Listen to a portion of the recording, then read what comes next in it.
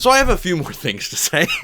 Hello, welcome back to Simon's Rants. I'm doing a part 2 of a spoiler talk here just by myself because I forgot to say a couple things and they weren't hugely important, but then the more I sat and thought about the movie, the more I had to say. So yeah, obviously spoiler warning, if you haven't seen it, you should go see Spider-Man No Way Home. I enjoyed it a lot, and so I'm fully recommending it. Go watch it, check it out, and then come back and we can talk about it then. Also, if you didn't see my original spoiler talk, check that out too. I'll have that linked above. So yeah, one of the things that I forgot to mention was Venom is in this movie very, very briefly. I did say that he was in the movie in the post-credit scene, but there's more to it than just the fact that he's in it, and then he's there, and then he gets sucked back into his own universe. So we see in the post-credit scene from Venom 2 that he doesn't seem to know who Spider-Man is when he sees him,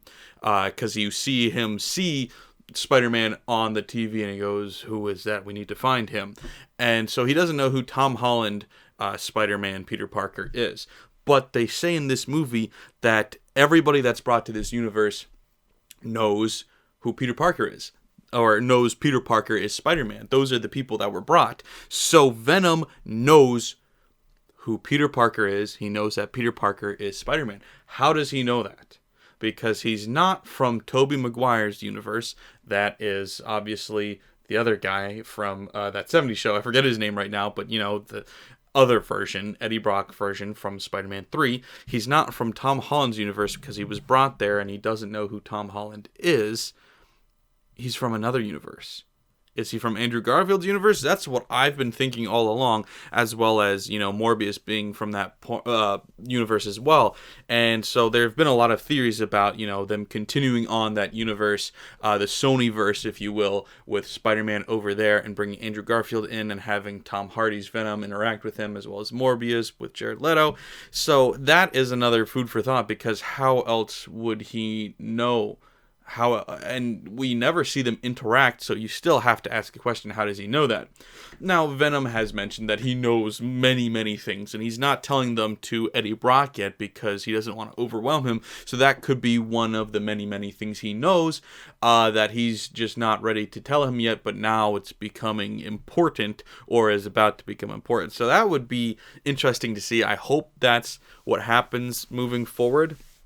Moving on to another tidbit, Mary Jane, or MJ, the Zendaya MJ, she doesn't know who Peter Parker is at all now. Supposedly nobody does.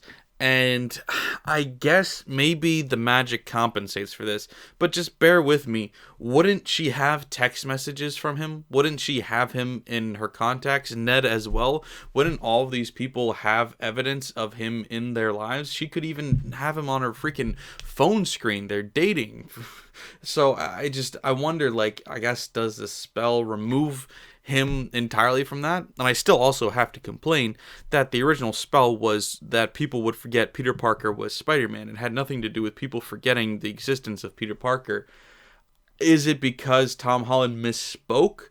Tom Holland's Peter Parker, is it because he misspoke and that's what they went with the spell? Or is this bad writing? Or did they not explain something? Did I miss something? I don't know. I still think that part was sloppy. But still, isn't there some way that they would know that he's Peter Parker still, or they would get to know him from that? I'm not sure. I can't give a definitive reason that they would, other than, like I said, text messages or voicemails or something.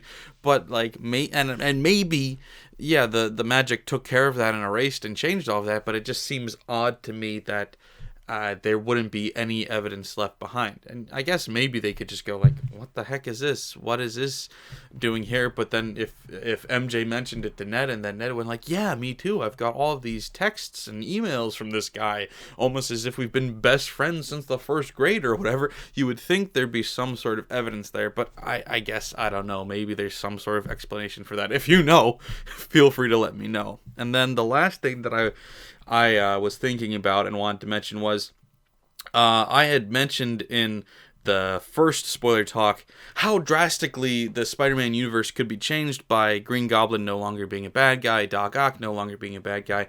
But if you think about the moments in the movie when they mention that they were taken from their own universe and then put back into their own universe, it kind of actually hints at nothing actually changing. So I was wondering, like, if Doc Ock was taken right before he died, wouldn't he have been good? Well, yes and no, because it wasn't actually right before he died. I mean, it was in the grand scheme of things, but the moment he said that he was taken was the moment he was about to kill Spider-Man. He had him in his tentacle, about to crush his skull. In that moment, he was still evil, obviously. And then they communicated, they talked, and they convinced, Peter Parker was able to convince him to turn good and then destroy his machine that was about to destroy the universe or whatever. So in that moment, that was when he went to Tom Holland's universe, was fixed, turned good there, and then went back. So that would explain him turning good, making this not a paradox, really, making it an explanation. And then similarly, we have the Green Goblin being taken out of his universe. And he doesn't specify exactly when it is, but he says that he had his glider in position about to kill him. So it is quite possible that the Green Goblin had him in position and he was like, I'm gonna kill you, whatever he says. It's something like, Godspeed, Spider-Man. I think it's the line. He says, Godspeed, Spider-Man. And then Spidey senses tingle. He jumps out of the way. He goes, oh, gets stabbed. And then goes, Peter, don't tell Harry. So it's very possible that as that glider went into motion, or right before it went into motion, because he said it hadn't gone into motion yet, it was just in position. So in between him saying Godspeed, Spider-Man, and him going, oh, he died, or he switched universes, and then he gets killed, and he's already good. And the only good things he was able to do while back in his universe is go, oh, and then don't tell Harry. Now, you could question why he would say that, if he was a good guy now, but I mean, people in their dying moments, they want many strange things, and it's not that strange to want your son to remember the good version of you. He had no idea what consequences it would bring to shield that information from his son, so it is very possible that that is actually how it was written intentionally in both of those scenes. So actually, they didn't get saved. And that's kind of what Doctor Strange was saying to Peter, was you're not going to be able to save them. What is going to happen to them is going to happen to them. You can't change that. They're going to die.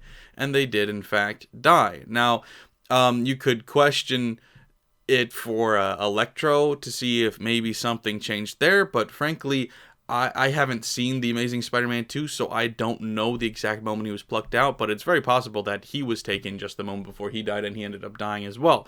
So all of these guys, it's quite possible that they weren't actually saved. They actually did end up dying. So oh well.